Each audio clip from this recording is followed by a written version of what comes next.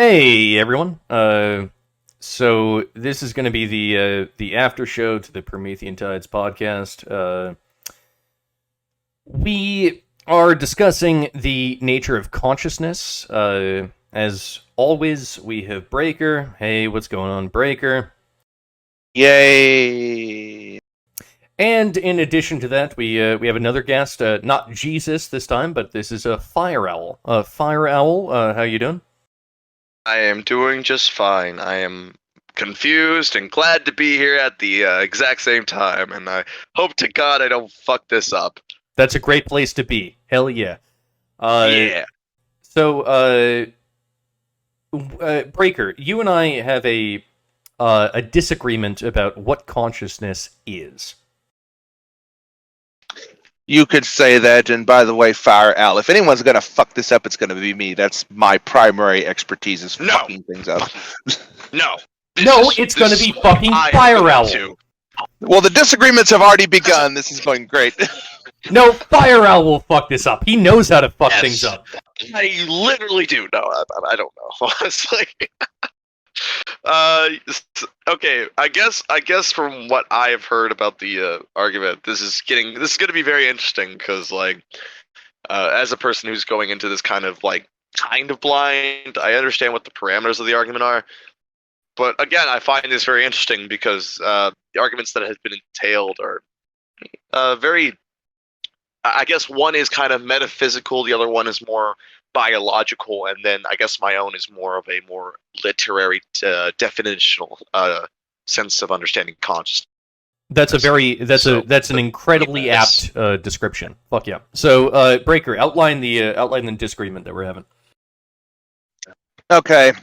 Basically, I think it comes down to what is the nature of consciousness? Is consciousness constrained to agents within the universe of a certain threshold of complexity that goes along with some type of theory of emergence, as I understand you adhering to, or is of my microphone shitting out and not letting me fucking talk? I'm gonna leave this all in. Lovely. This is all going in. I'm not editing this. I don't blame you. I guess while he is gone, I guess I'll break down my point. Oh, he's back. Yeah, you good? Yay. All right, okay. Go ahead, Breaker. Hang on. Comedy. It's a great way to make comedy, guys. This reminds me of the time I was in high school, and while we had a guy doing PA announcements over the intercom, he basically screamed, "Is this fucking mic working?" He got suspension for that. That was funny. Ooh. Wonderful. Okay, obligatory editor's note and one. I'm not editing any of this. It's fine. We're just going ahead, man. We're live, baby. We're live. No mess ups. Keep going. Okay, fuck it then. Okay. Well, if that's staying in, then is consciousness an after effect of some type of emergent complexity, like in a biological agent that comes about in a type of post hoc fashion as a type of emergent property in the universe, or is consciousness on a more fundamental level preeminent to biological agents within the universe? I think that's the fundamental disagreement we're having. Okay, so this opens up the question that I have from the basis of your thesis on what consciousness is. If you believe that matter, like atoms are in theory conscious, right? Like the elements that make up the universe, right? What would be antimatter then? Because on the basis of science, we are affirming that antimatter is technically a thing by constructive theory and through consistent testing. So we've made antimatter. Of course, but I'm just saying, the basis of what we know of antimatter is still very limited, and it's still theoretical, right? We know it's a thing, but we don't know what it does. Well, it's not theoretical. We've actually, you can make it in very small quantities. It's not theoretical. It's a fact. I know. I've stated that I know that we can make it. I'm saying that what we know of it is very limited and thus based on theory. Yep. We don't know. We don't really know the purpose of antimatter yet. I mean, we just discovered it, so There doesn't I have to would be a say purpose. I would say from my more metaphysical perspective that something like antimatter would also represent a type of anti-consciousness. So it Are you would kind of be serious? the diametric opposite So, of consciousness. so I was hoping you would say that, and I'm going to explain why. I was hoping he I want wouldn't. to know. I really want him to try to break down what an anti-consciousness is. I really want him to try to break this down. Like, does an anti-conscious have the inability to understand their surroundings, or are they like unable to like contemplate their existence at all? Like, what is an anti-consciousness? Like, I really want to hear this.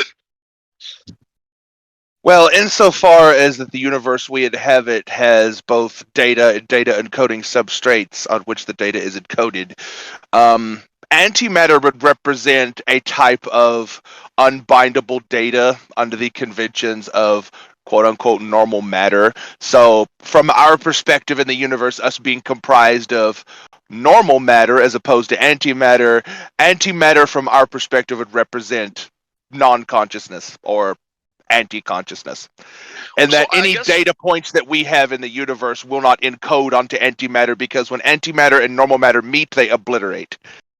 Okay, so I guess for me, why I would basically disagree with you on this is because I hold more of the literary stance of the definition, which is the basis of understanding your surroundings. And for those, for the viewers that are in tuned and listening at the moment, the general definition of consciousness, which you could find through Oxford Dictionary, is the state of being awake or and aware of one's surroundings, right?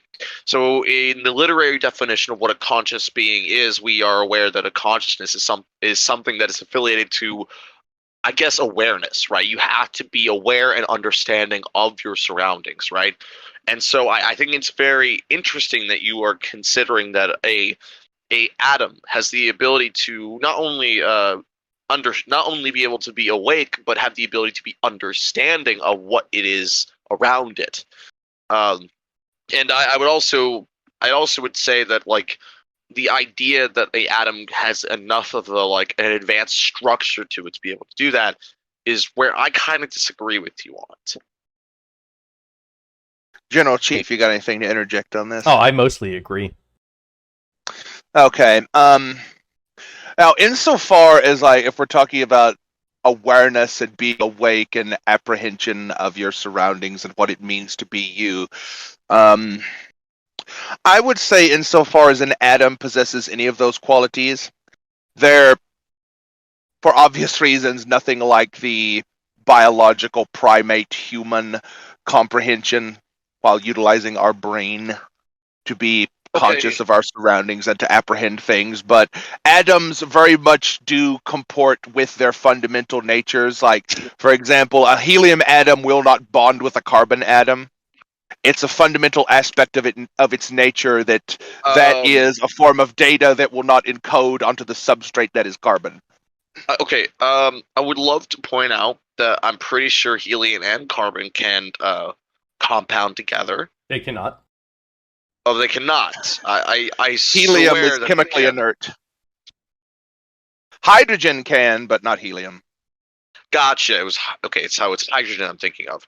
I guess the only reason why I guess I would say I guess what I would say in regards to that is that I would say that the reason why I kind of disagree with you is like, for example, we do have evidence to say like a thing like say a virus, which functions like a living thing, but is not alive, right? Like it's just how do I put this without, because I know some of the viewers here in your channel are going to be like genuinely confused here because they have probably been told time in and time out that a virus is a living thing, and it isn't. It is actually not. It is basically a clump of atoms and cells that are basically unable to function as a living thing. I guess you could call them an anti. I guess you can call them like a what would a virus be? in theory. It's not. It's really hard to explain without actually sounding okay. So like sounding like a virologist. let me back you up on this one. So a virus is it's certainly not a clump of cells because it's not a cell itself. It's not alive. Oh. I agree with you. But the basically a virus is kind of like a gray zone between alive and not alive. It has certain qualities of life and certain qualities of not life. Here I have a background on it. A virus is an infectious microbe consistent of segments of nucleic acid, either DNA or RNA. For those of you that are wondering, basically all a virus is a rogue DNA or /RNA strand. Yeah, absolutely. Ironically enough, once you see it like that, it's kind of simplifies all of virology. Weirdly but enough. Is a virus conscious?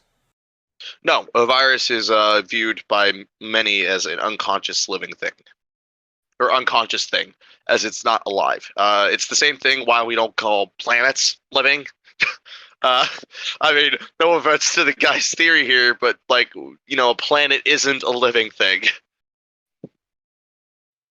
I would probably argue in regards to that insofar as a virus, well, once you invoke biological agents, they have a much more predictable pattern of behavior that comports to stricter and more well-defined parameters as far as science knows. Like certain viruses, when they find themselves in a certain environment, like the cold virus that causes the common cold in humans, once it finds itself interlocking with human cells in a very specific configuration, it then starts to utilize those cells through RNA process. I'm sure General Chief knows a lot more of the technical biological terms for this than my grug self does, being a non-biologist, but basically a virus will start to adhere to a certain pattern of behavior and utilize the organism it finds itself in for the furtherance of its reproduction, as RNA viruses do. Well, yeah, but we're talking about a very, very specific form of virus that is affiliated as that it tends to react more like a parasite in nature. And again, just because something is reactionary does not mean that it's a living thing, right? Like we see this with plenty of different things, as there are. But we're not discussing whether a thing is living or not. We're discussing whether something has consciousness or not. I think that's the best way to break down whether a thing is conscious or not. Is the thing alive, right? I don't think we can sit around here and say a rock is aware of its surroundings because a rock has no function outside of its existence. Okay? Let's take alive things. Is an amoeba alive? Or not alive. Is an amoeba conscious?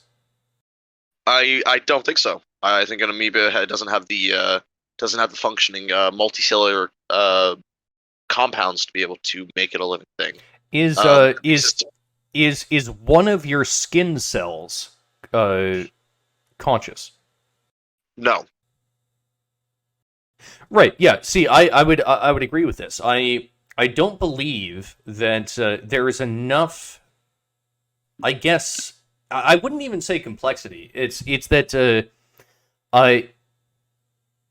within animals, it seems as though there was a selection towards having consciousness. I think that we can see limited consciousness in, let's say, insects or fish, and as you get higher and higher up and more towards birds or mammals or higher order mollusks like a squid or an octopus, I think that you see higher levels of consciousness.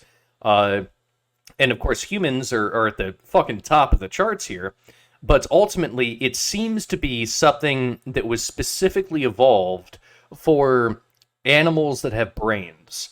I don't think that an amoeba has a consciousness. I don't think that a bacteria has a consciousness. I don't think that a tree has consciousness.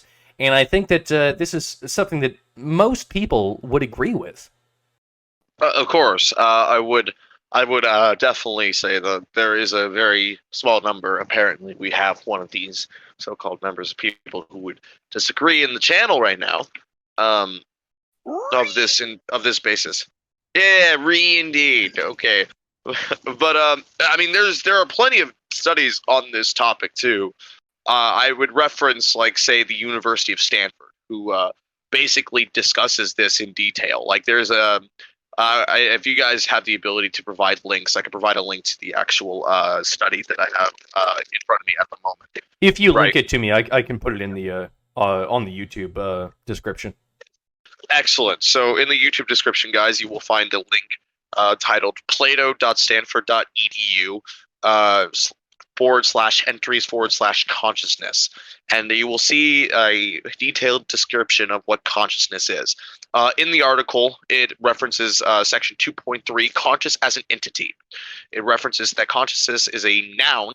It has the equal diverse range of meanings that largely parallels to those objective conscious. Distinctions can be drawn between creatures and the state of consciousness, as well as among varieties of each. One can refer especially to the phenomenal consciousness, excess consciousness, reflective and meta-mental consciousness, narrative consciousness, among other varieties. So we can easily derive that there are different variations of consciousness. We can easily break it down to different structures. And what it's basically detailing is that the complexity that requires a being to be conscious is why I think that it's very unlikely that we will ever find a rock having any aspect of awareness. Because the idea of consciousness is more than just, say, like, affiliated with like an atom. I think it's affiliated with a brain. Like, the only way it could be feasible was with the brain. But yeah, let's let the metaphysical man go. Well, everything you just said, like, there's nothing in that I disagree with. So why is this I literally agree with everything you say. Like, now, insofar as that we're using consciousness specifically to basically describe biological phenomenon like you were just doing, I don't disagree with any of that. Okay. The only thing I say in addition to that is, like, things like, okay, you say that things like rocks aren't conscious. Well, rocks aren't alive, so that's why they can't be conscious. What you're going to say is that a rock, like, it doesn't do anything and it doesn't seem to think anything. And look, here's the thing: a rock is not alive. We can consider Iraq and whether it's conscious, but what about Afghanistan? Yeah. Well, there you go. God. So, Allahu Akbar. But anyway. So well, I would like to also point out that the wonderful New York Times discussed the Mind of a Rock. It was written by Jim Holt in November 18th, 2017. He tries to explain this exact argument. That rocks have consciousness. Somehow. Okay. I'm not familiar with that particular article, but what I would say in regards to this, like, what I would say in regards to the mind of a rock is that, okay, if you were to send, like, a space probe out and say, hey, this space probe, you collect a bunch of rocks from the solar system and come back to Earth with these rocks. Now, after the space probe completes this mission, it's going to bring back a bunch of rocks, and the scientists are going to crack open the probe and say, hey, there's a bunch of rocks in here, and we don't know which rocks came from where. Why don't we do a scientific analysis of these rocks to see where these rocks are from? And I guarantee you, with sufficient scientific analysis, they would eventually be able to find, well, this one rock was close to Venus. Well, this one rock was close to Jupiter. Well, this one rock was somewhere around Pluto. That one was way out there. And they could tell these things by very specific data points, by how much solar radiation those rocks were exposed to for over what amount of time. And they could carbon date the rocks, and they could use all types of other scientific methodology with electron microscopes to determine the material constituent of this rock and figure out how long it was exposed to solar radiation, if there were shearing forces, if there was wind resistant forces. Now, through the post hoc scientific analysis, all these data points could be gathered by us humans with our ape brains, and we could make certain conclusions like, hey, this rock was a Venus rock, this rock was a Jupiter rock. So that means that there's a qualitative statement in what it's like to be a rock orbiting Venus versus orbiting Jupiter. Would you think that may be because the rock has, as you just put, radiational detective or like radiational backgrounds in carbon dating? You know how we gauge the rock is not location of rocks. The rock isn't ambulatory. The rock is not a biological replicator. The rock doesn't have a brain, so it's not going to move around. It's not going to comport to any type of biological standards that you would want to frame consciousness with. Yeah, but of course, I find that the basis of like carbon dating a rock does not quantify a rock having a consciousness. It just is able to help us understand the date of a rock. I mean, look, I may not be like a certified geologist, but I can definitely affirm to you that carbon dating is not usually there because rocks have consciousness.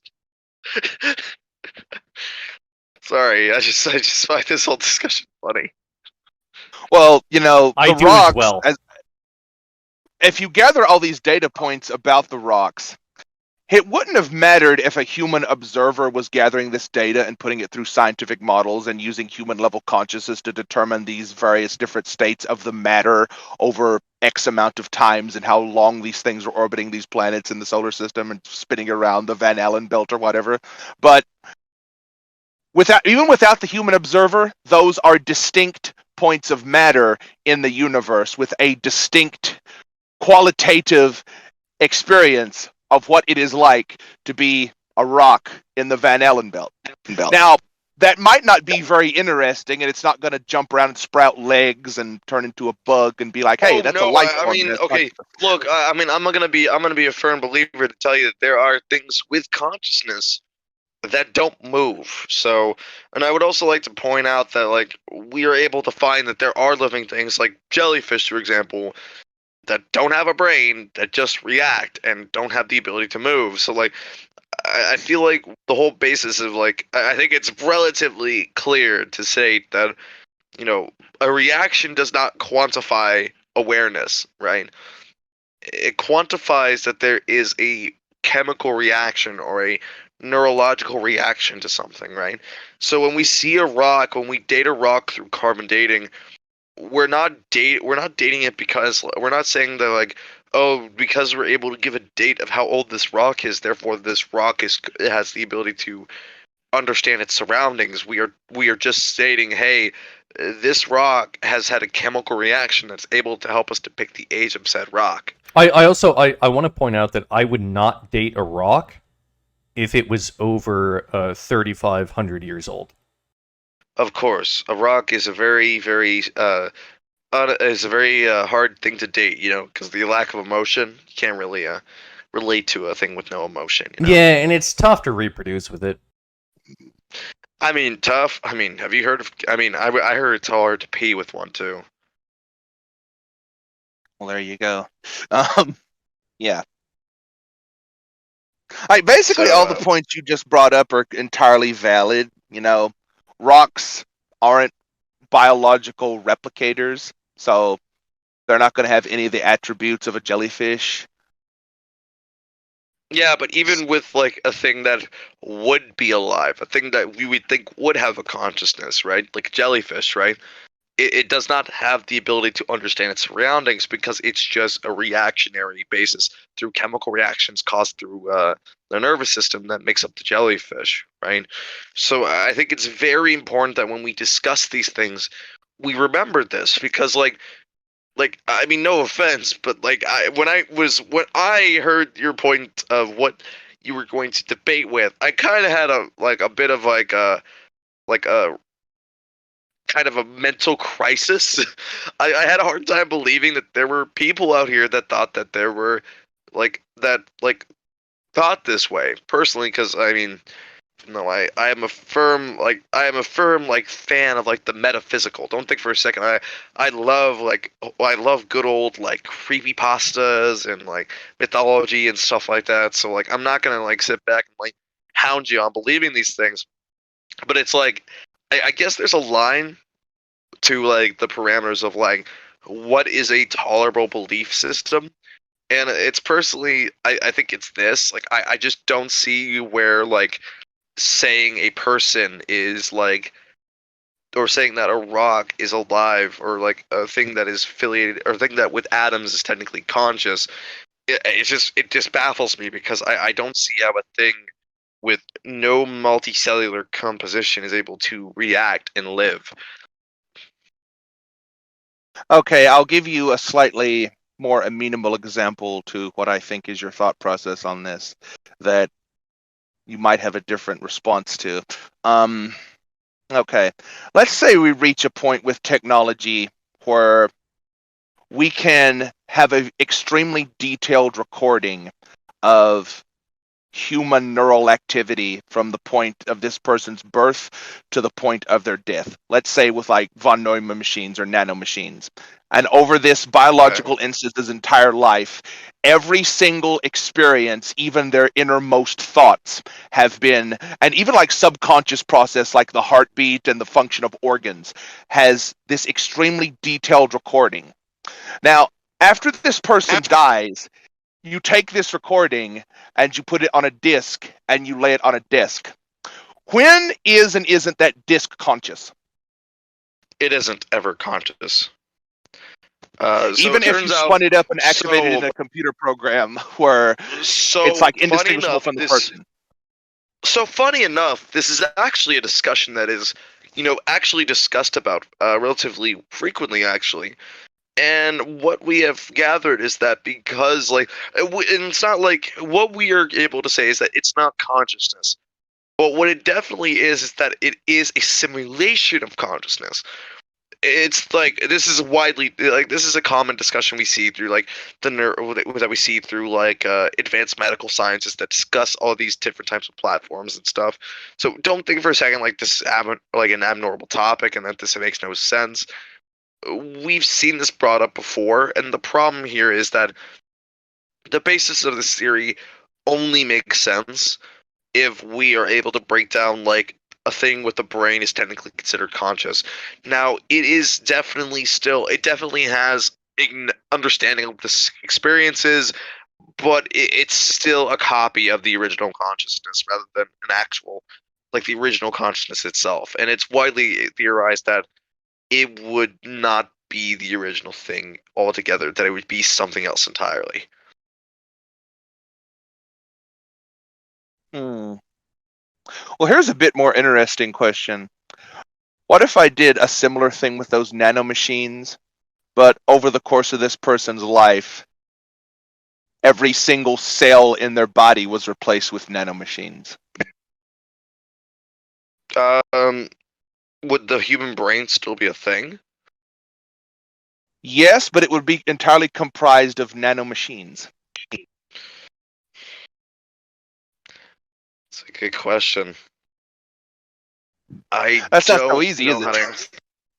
I mean, again, it's like I don't think it would be the original conscious anymore still, but I mean, I guess you could say that, I guess theoretically speaking, can we say that this brain is the original brain, or are we just gonna call it a copy? Because technically it's a copy. Oh fuck! Are we talking about Theseus's ship? Yes. Yes, we are. Is it the identity of the conscious agent, or is it the fact that they consist of biological matter? It's like, what's the real cutoff point? So the basis of the cutoff point is that it's a biological chemical reaction, right? Like that's the basis of the theory here, right? The moment it becomes a non-biological entity, the original entity is considered deceased. So after like 70 years, you still see this utterly similar person walking around, but you know on an intellectual level that that's just a conglomeration of nanomachines. But in every other way, it's indistinguishable from the human that you've known your entire life. It would still be a copy. That's why when we discuss about these things, it's important to remember that it's regarded as a simulation of consciousness. So at that point, would you be perfectly fine with no moral qualms whatsoever of just blowing that person's brains out? we don't need to actually discuss moral qualms because that has nothing to do with the conversation. I think of course, that we are discussing. The more important question actually to address here is could you create an AI with consciousness? Is that possible? Supposedly, yes. It is not that far-fetched. I mean, we have created a robot that is able to understand the morality of right and wrong, and be able to contemplate certain decisions on a similar degree to humanity. But again, it is still regarded as a simulation of human interaction and human understanding. So again, there is evidence to prove that we can do this. I mean, there is an example of a robot citizen. So this isn't far-fetched. The problem that we need to understand is, again, this, like, whether we can call it a living thing is still based on the parameter of can a group of non-biological cells be able to be classified as a conscious being? I guess you could say in the sense of like a human consciousness or a living consciousness, no. It would still be simulative, but I guess you could say that technically the simulative consciousness does have the ability to react similarly to a consciousness. Well, we've certainly been able to make an algorithm pass the Turing test, right? Like we've already done that, which is dope, I guess. It caused but that also. Go ahead. But that's also an issue because, like, we've not been able to make a robot be able to think internally. Yeah, I'm not sure that we have. Yeah, my position is that consciousness is something that was evolved through hundreds of millions of years of evolution, and that it is actually probably something that is unique. It's something nature constructed itself. And that just because we see things in nature with consciousness does not mean that we can just extrapolate that and say that other things that are outside of nature have consciousness. Like, I don't think that Venus, the Moon, or Pluto has consciousness because it's biological in its origin. I disagree. I think the Moon is made of cheese, and therefore it has a consciousness. Well, it's funny that you're talking like this because basically everything you just said, the universe has already done it literally. If you believe that biological life is emerging from base constituent matter, then Earth has already done that. In what sense has Earth garnered a consciousness? In that it produced biological replicating agents in the form of life that you already agree is conscious. Except that it didn't. Well, the Earth. So life is created then. The Earth created consciousness through life. The Earth created life, and life created consciousness. Yeah, but hold on. That's kind of inaccurate. That's pretty accurate. But the common scientific consensus is that life formulated through extremophiles through asteroids which were brought to Earth by the formation of the planet. It is still matter and physical forces. Life evolved on Earth. However you want to make it. However you want to make it so that life evolved on Earth. Life evolved on Earth. And through life came consciousness.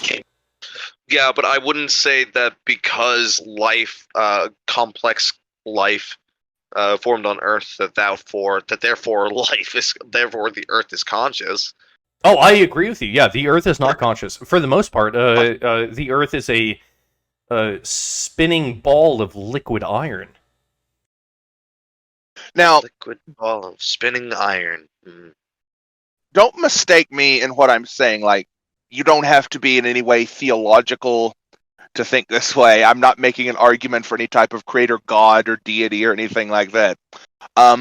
Basically, all I'm saying is like what you two kind of already tenuously agree with anyway, that the conglomeration of various matter in the solar system has a non-zero potentiality to lead to life as evidenced by life on Earth. Okay. I mean, I have to agree with that because it did lead to life on Earth. Yeah, and the Yes, ultimate but argument I'm making is from the potentiality. The potentiality in and of itself is a component of consciousness. So the potentiality of consciousness is still, though, asset of life, not an asset of cells. Or sorry, well, not an asset of cells, or even for that matter, atoms. Like I hate to break it to you, but like there is little evidence to affirm that this theory is accurate other than through some metaphysical assumption. Well, it has to be on some like innate level if it's only merely an abstract potentiality that chance of consciousness exists on Earth orbiting specific distance from Sun. Like, you only need the one example of Earth having life to make this argument. Okay, well, I guess there's only really one question that we can ask ourselves then that we can pretty much sum this entire argument with, right? Have we found ways to gauge consciousness? Oh, is there a test for consciousness? Yeah, I'm actually not sure. Yes, there is. How would you test that? Because actually, that seems as though that would be the scientific method overstepping its bounds. Turns out that there is. Well, hold on. So let's put out here that the scientific method is something that is tested, right? But Well, it's a methodology. It's not something that's tested. It's a methodology that leads to testing. Of course, but there is actually a way to gauge consciousness, and we are able to gauge consciousness. How do we do it? So consciousness can only be measured through first-person reports. So basically, put a person in a room and ask them what they can see. If they can see something, then they're conscious. What if I currently live in the Matrix and you're an agent, like Agent Smith? Then I'm a horrible agent, as I am speaking with you as a casual individual. The Chinese room experiment debunks that because you don't know if it's a motherfucker with a Chinese dictionary or if it's a motherfucker that actually speaks Chinese. Are you telling me that there is a deep relationship between the Turing test and solipsism? Okay, did you just really bring up the Chinese room theory to debunk the basis of how we engage consciousness? Let's go. Okay, if a motherfucker is in a room and you ask the motherfucker in the room a question and they say, I see a cloud on the wall, I see a square in the corner, I see a sphere in the other corner. Okay. That could just be a computer telling you that. Okay, I would like to point out that the basis of this argument, the Chinese room argument, holds that a digital computer executing a program that cannot have a mind, understanding, or consciousness. So, literally, you just brought up an actual theory that advocates that a computer is incapable of understanding and having a consciousness. Thank you for helping me back up my point. I will take that as a W. What I'm saying is that, okay, if you put a person, quote unquote, in a room, let's go full double blind with this. Let's say that you just have a disembodied voice on a walkie-talkie that claims to be a person in a room, and you're going to ask this person questions about what they see and what they don't see in this room. And you have a list of things that should be in this room and things that shouldn't be in this room.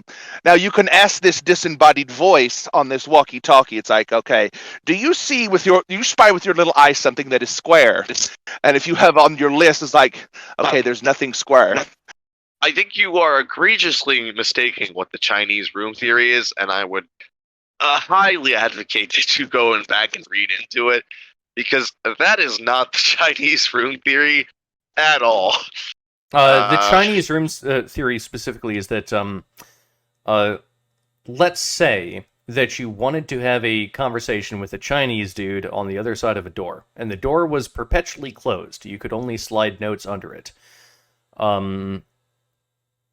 In theory, you could have a book large enough that it would be able to reply to the Chinese guy in a way that would seem good enough for the Chinese guy. So like every time that the Chinese guy sends you a message, you look up in this massive index of fucking Chinese words, you go, okay, I said this, he said this, I said that, he said this, and then now you know the response that you are supposed to say. And in fact, the point of this thought exercise is that it's actually not you communicating with the Chinese guy, it is the book communicating with the Chinese guy. And so this is why this is directly related to the Turing test. Yeah, of course. But the issue, yet again, is that the idea of it being based on a computer is not entirely accurate. As well, we do actually understand that the Chinese room theory does actually require consciousness. And the reasoning for this is the ability to break down what message would be the right message to give to begin with. Implying the ability to break down. Well, the right message is to say hello. Dependent on what you're given. That's always the correct first message to reply with, to initiate with. You say hello. Yeah, of course. But in order to, say hello, you have to be able to figure out how to say it first.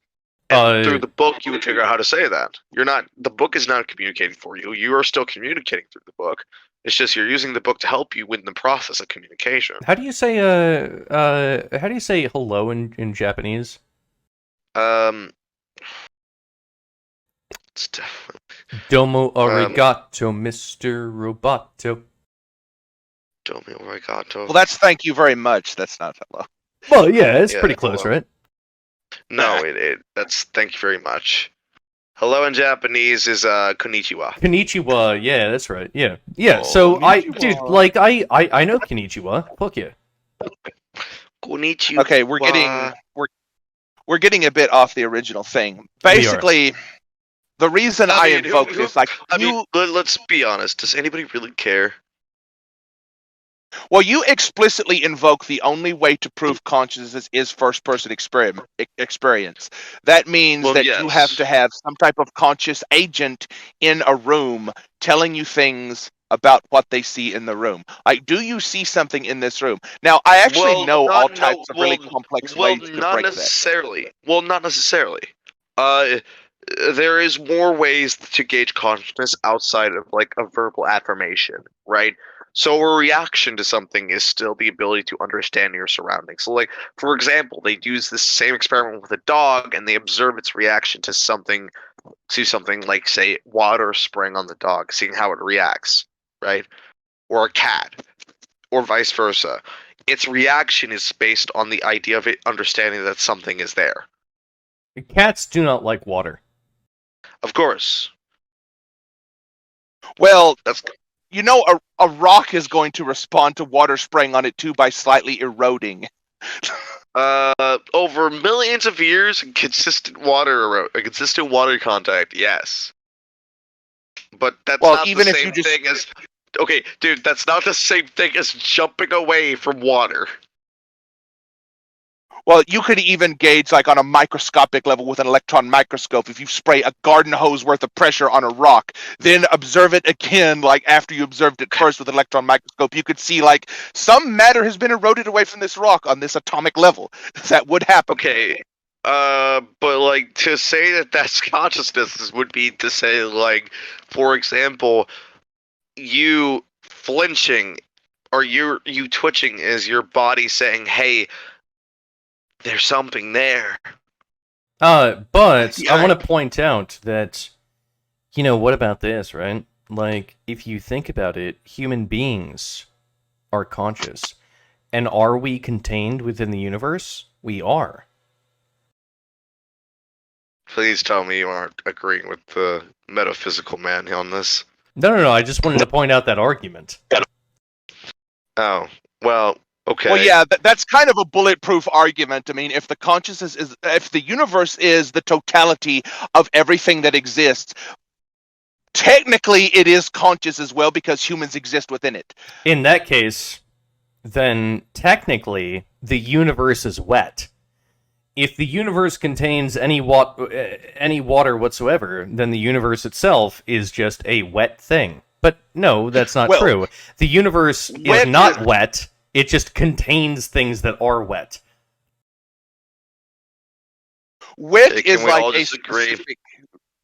Wet is like a specific biological agent's response to water. Like if you spray water on a dog, there's billions of years of evolutionary adaptations that say water bad or water good. But at the end of the day, is the universe wet? It is not. Yes, because the universe is a lot of things, but wet it is not alone. I didn't say it was alone. You know, I think Master Yoda said something very ironic. You know, the needs of the many outweigh the needs of the few. That was Spock. You fucking yeah. That was Yoda. That was Yoda. So I seem to remember Spock saying that during the freaking second Star Trek movie. You have the ability. So no, I think that was Jar Jar Binks. To be fair. Oh yeah, Jar Jar Binks. Yeah, no, that was Indiana Jones that said that. Okay, so I would like to point out the reason why I did that was I like to do this kind of weird thing where I try to gauge the mental cognitive ability of a person that I'm speaking with, especially when they sound, genuinely insane, to try to see if they're still a rational human being. And so that's why I did that, to see if you're still a rational human being. No, I think the problem with this whole theory that you are advocating for is that you're not breaking down something clearly important when engaging consciousness, and that is the ability to understand here, right? And I'm sorry, but just because something reacts does not mean that it understands that something is there.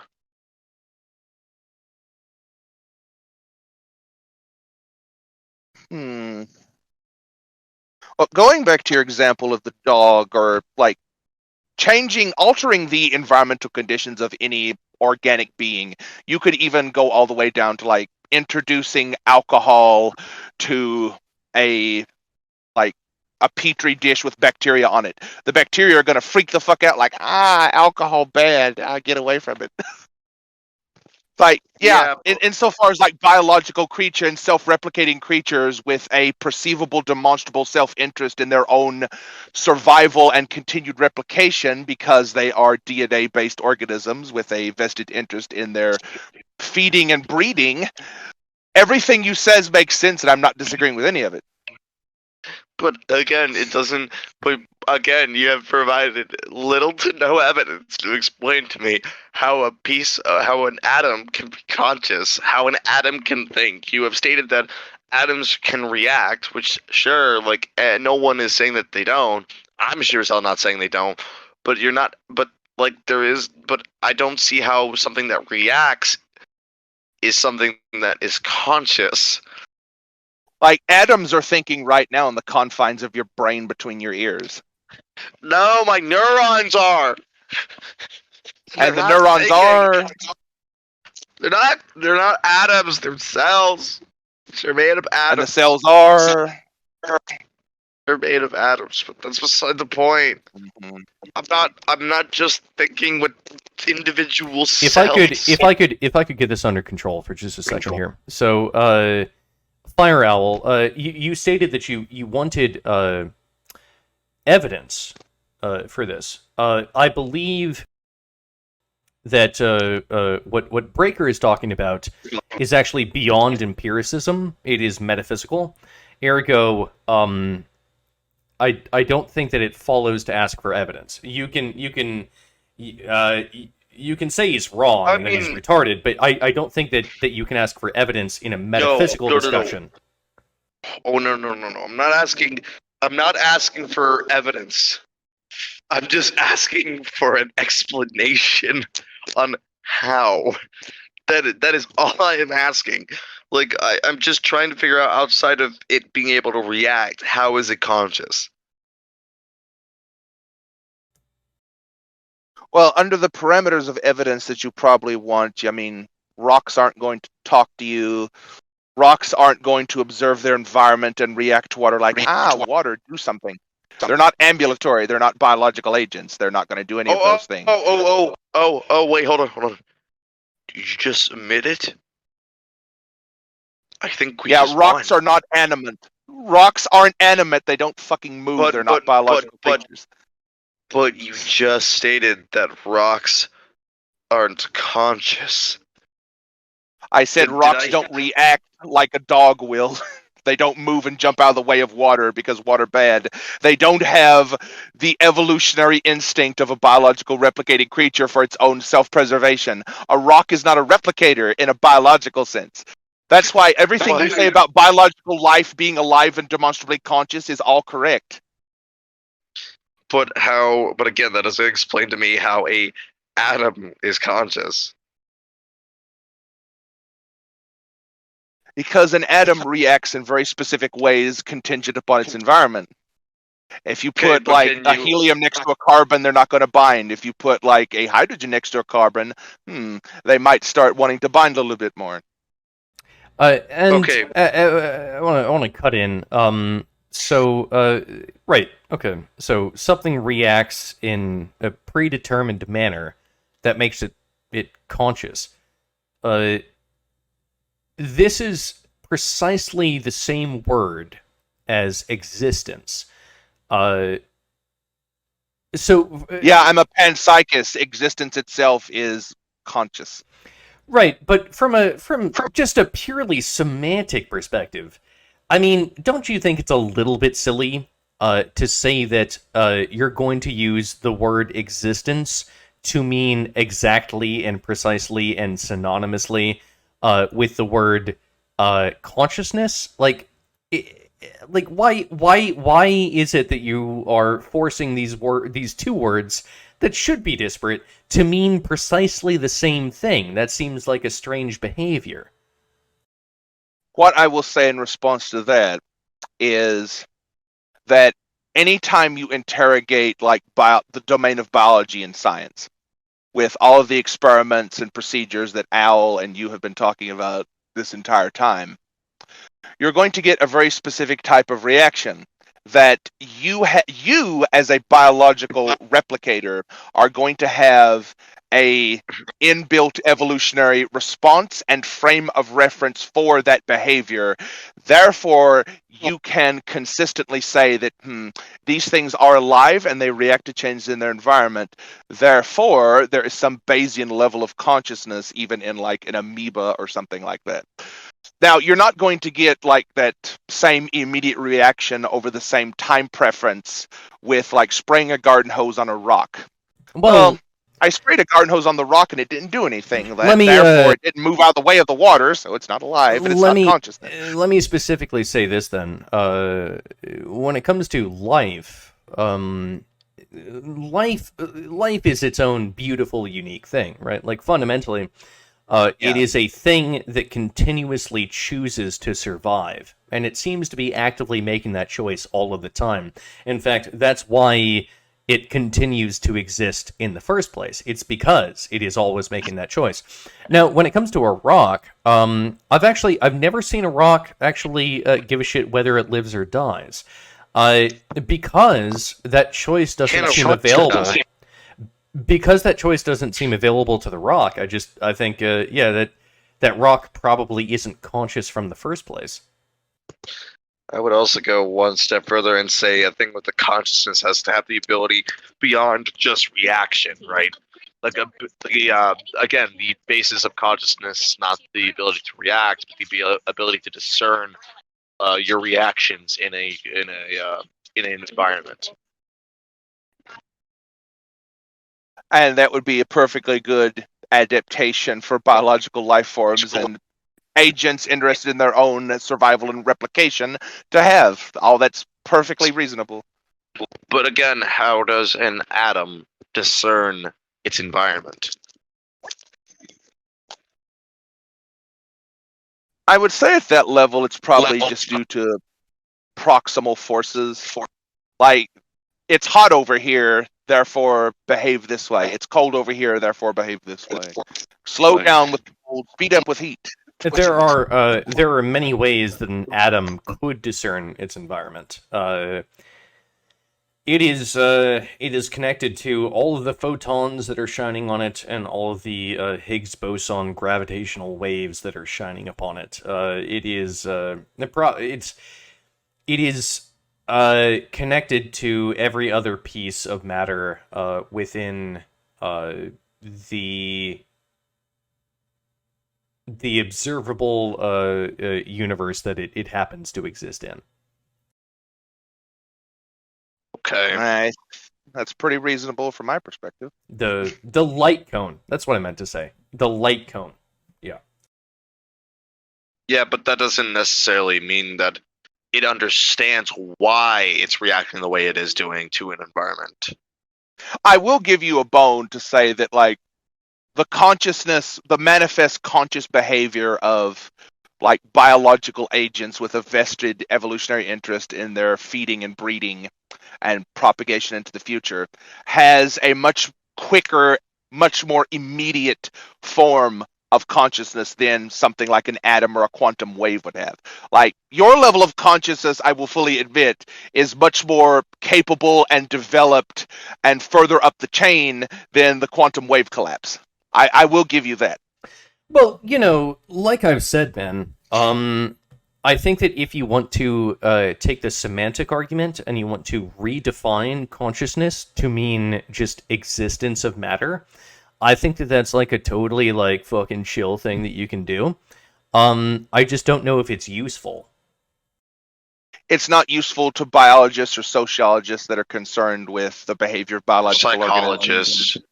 or physicists, or geologists, Or- or meteorologists, Or anyone that's anybody trying for to that matter. understand the fucking world, yeah. Yeah, like there's hardly anybody can actually relate to this. So that's kind of the whole problem with this kind of broad discussion. There is really no way to discern or break this down effectively. Yeah, Like, I mean, empirically minded people and epistemologically minded people, for the most part, aren't going to get this. And don't think that I'm trying to shit on you or say that your perspective is any less or better than mine. Just I feel like my heart has been shattered into a million pieces. So yeah, I do feel like you're breaking my heart, man. No. well, that's an argument from emotion, therefore invalid. Checkmated Pierces. Fuck you. God damn it! No, I lost. Bring I it, lost bitch. because I got your fucking arguments right here, motherfucker. I'm still I not lost my because I- arguments. I lost because of emotion. Oh God! I still care about your I don't- feelings. I'm still following you. That is not an argument. Yeah, Exactly. I know. I just thought I would freaking bring it out for comedy because this is kind of getting pretty weird. Also, we're reaching an hour, and it seems like our audience would probably be really bored. You'd be surprised. I know several people that watch this show that would find this very interesting. Really, the concept of Yeah. metaphysical and how somehow atoms are conscious. What are your viewers interested in, and why am I not on your show more often? I feel Well- betrayed. Well, we have, I know for a fact we have like a Buddhist viewer and a neo-pagan occultist viewer that are very much interested in metaphysical things. So it's not just all fedora atheists and epic science people that watch this show. Of course, but this takes me aback, and it reminds me of the wonderful video game that recently came out called The Quarry. Have you guys heard about that game yet? Yeah, I wanted to play it, but it was $70, and I was like, yeah, it's not worth $70. It's worth $70. But in the game, there's a reference to like this kind of like metaphysical like podcast. Yeah, it comes full circle now. But yeah, basically, depending on how you play the game, depending on how much evidence you'll find, you'll be able to prove the paranormal events that are happening in the game to the actual podcast. Isn't like the bad guys are werewolves in that one? Yes. Yeah. They're also hillbillies, weirdly enough. Hillbilly werewolves. Oh fuck. Yes. Yes. You gotta not do one horror trope, you have to do 2 horror tropes. Like, it can't get any better, man. Well, I think overall during the course of this conversation, like, we had some tenuous points of agreement. We had a lot of disagreements, but I think your perspective on this, like, there's basically nothing you've said that I technically disagree with, insofar as like consciousness of life forms is involved. Wait, does that mean I win? Yeah, it does. Fuck yeah. Yeah. I mean, I personally don't take arguments of this magnitude in the form of zero-sum games. So, I mean, if it's important for you for your personally, ego and sense of accomplishment to win, then you can have it. I am a very competitive individual, but I really don't give a shit. So, I mean, either way, it's whatever. Like, well, there you go. I'm just doing it for the sake of, I don't know, I guess trying to lighten the mood. I mean, we did go into a weird topic of trying to break down whether a rock can be just alive. By the way, me and General Chief agree a lot on biology and evolution, and I have a feeling that you and I would probably agree a lot on evolution as well. So, oh no, I have not. I have definitely not displayed any. I don't think there's any real reason to say that there's any disagreement. I think for me personally, I think where a lot of people would find me very interesting is like the actual influence of like paranormal instances within my own personal life. I have some pretty messed up stories. So like, if people want to actually hear more about that, I don't know, freaking make your voices heard. I don't know, comment or something. I don't know. I don't know if this is going to be just only on YouTube or if it's going to be on the other platforms. Well, fantastic. We have the guy who believes in God and the guy who believes in ghosts. That's awesome. Hey, no. All right. By the way, before we close the show, I would recommend that everyone check out the CTMU theory by Christopher Langan. Also, CTMU Radio on YouTube that describes these types of concepts in much more depth than my grug brain is capable of. So there you go. Also, I would like to also break down the resources that I have referenced today. Like, for example, the Stanford EDU source will be available, as well as the New York Times article that explains the mind of a rock, which, by the way, I was dumbfounded even existed to begin with. That was something I was not ready for. Yes, please do. If they're not in the description, we're going to state right now, I do not speak on behalf of this podcast. I am only here, and you should be very, very mad. You should, because Fireowl is actually a piece of shit and he's retarded. So hey, I'm only half retarded. Take with that what you will.